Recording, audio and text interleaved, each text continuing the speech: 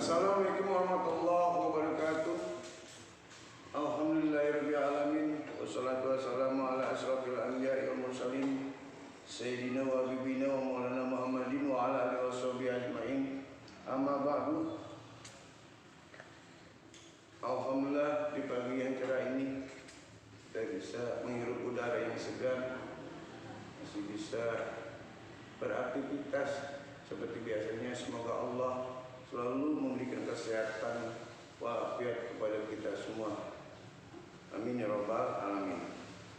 Baiklah anak-anakku sekalian, pada minggu ini pada hari Senin tanggal 18 Oktober 2020, materi untuk kelas 5 semester 1 tahun ajaran 2021-2022 tentang indahnya Ramadan, mengenai hikmah puasa.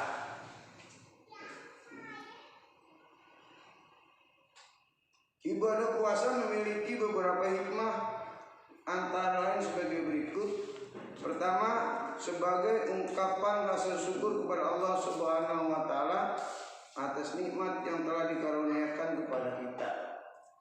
Yang kedua, menumbuhkan rasa kasih sayang dan dermawan terhadap sesama manusia.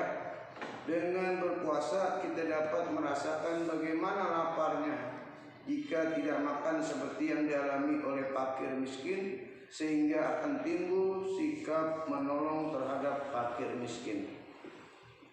Ketiga, menumbuhkan rasa sabar. Dengan berpuasa melatih kita untuk mengendalikan hawa nafsu.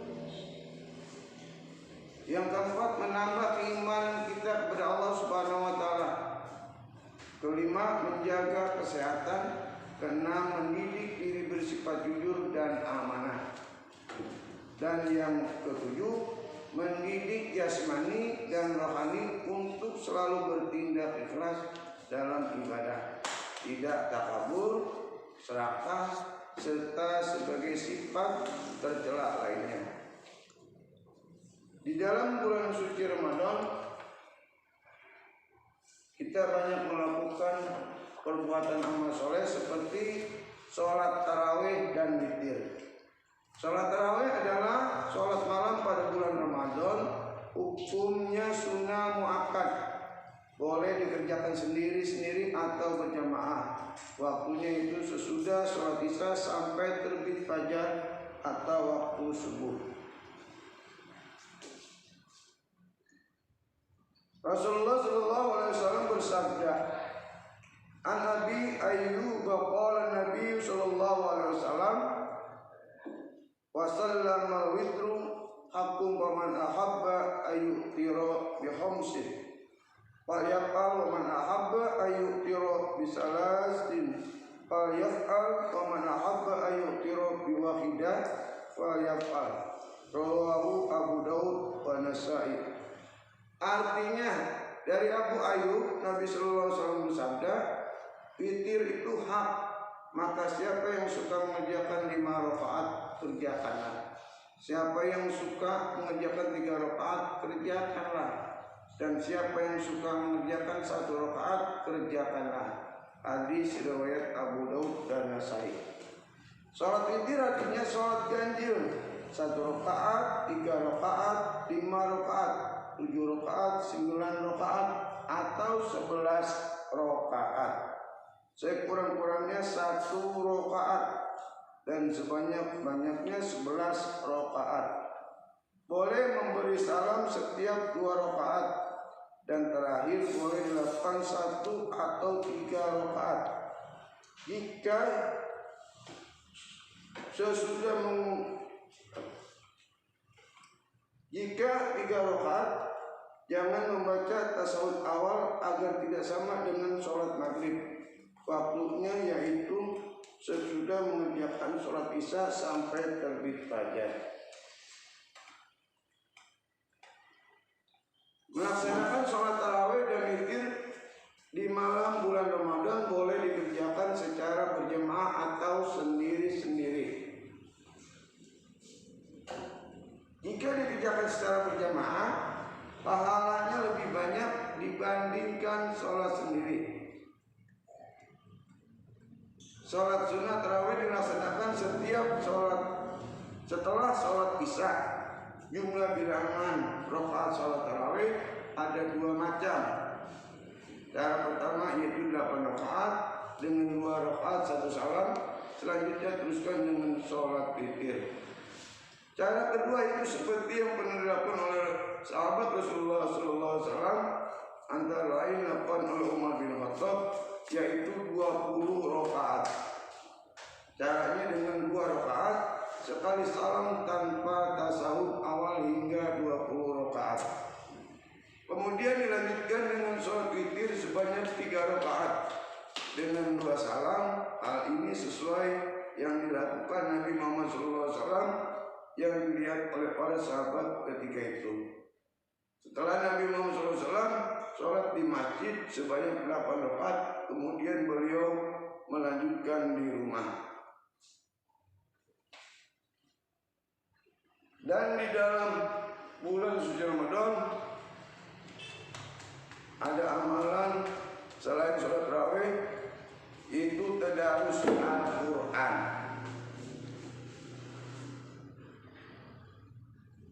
Tadarus Al-Quran artinya membaca Al-Quran, yaitu mempelajari cara membaca Al-Quran dengan tartil atau fasih dan benar, baik dari segi makhraj maupun tajwidnya. Dalam pengertian yang lain, dalam pengertian yang lebih luas, tadarus Al-Quran adalah mempelajari, memahami, dan mengamalkan isi Al-Quran. Tadarus Al-Quran dapat dilakukan sendirian atau bersama, baik di rumah, mushola, atau masjid. Namun lebih baik dilakukan bersama-sama secara bergantian.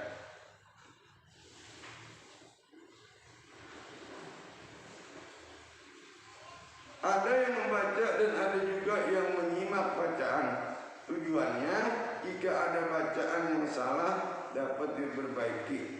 Keuntungan tadarus Al-Quran bersama-sama ialah memberikan kesempatan belajar bagi orang yang belum lancar membaca Al-Quran.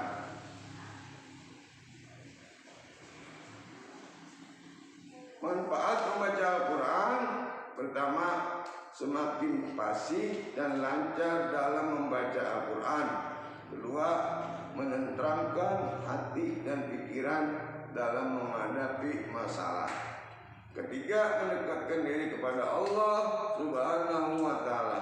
Keempat, mendapat syafaat pertolongan pada hari kiamat.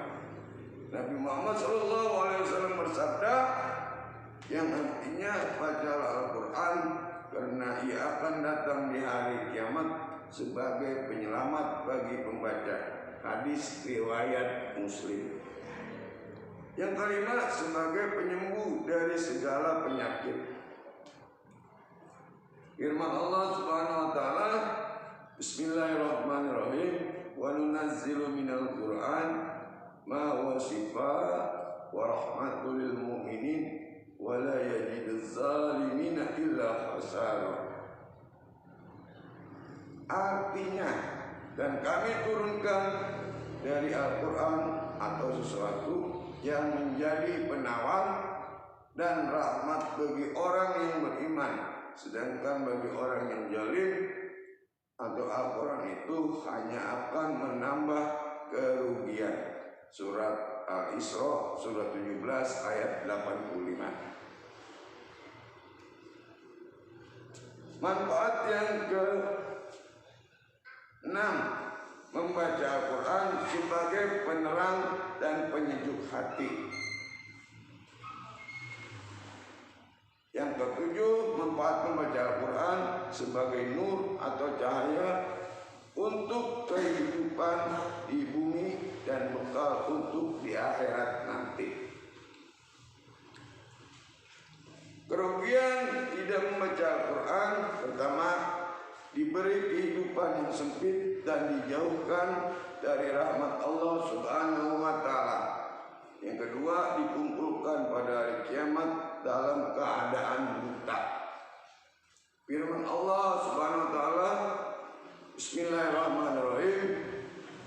Wa man a'rada an dzikri fa inna lahu ma'isah. Dan kau wa nahsuruhu yaumal qiyamati a'ma. Artinya, dan barang siapa berpaling dari peringatanku, maka sungguh dia akan menjalani kehidupan yang sempit, dan kami akan mengumpulkannya pada hari kiamat dalam keadaan buta. Surat Toha, surat 20 ayat 124.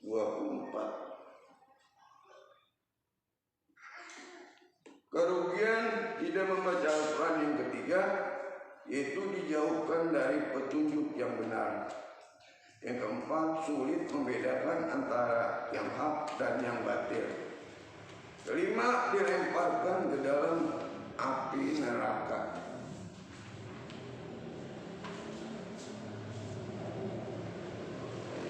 Adab tadarus Al-Quran. Al-Quran sebagai tersuci mempunyai adab tersendiri bagi yang membacanya. Membaca Al-Quran berbeda dengan membaca buku-buku yang lain. Ketika membaca Al-Quran, hendaknya kita memerhatikan adab atau etika dalam membaca Al-Quran.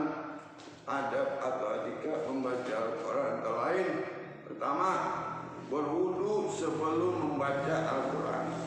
Kedua, tempat untuk membaca Al-Quran bersih. Ketiga, berbusana yang rapi dan sopan. Keempat, menghadap ke arah kiblat. Kelima, mengawali dengan bacaan ta'awuz dan basmalah. Keenam, meletakkan Al-Quran di tempat yang lebih tinggi. Ketujuh,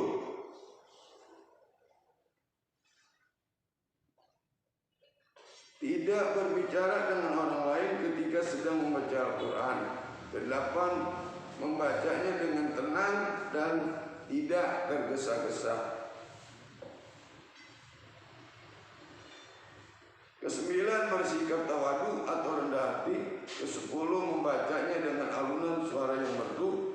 Kesebelas, berdoa setelah membaca Al-Quran. Ke-12, membaca Al-Quran dengan khusyuk.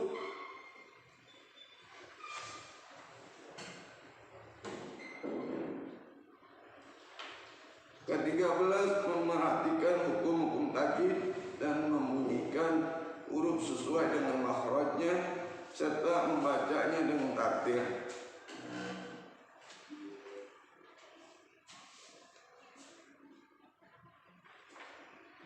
Ke-14, membacanya sambil merenungkan dan menghayati makna yang terkandung pada ayat-ayat yang dibaca. Inti ibadah puasa adalah kemampuan mengendalikan diri dari dorongan hawa nafsu, baik nafsu amarah maupun nafsu lainnya.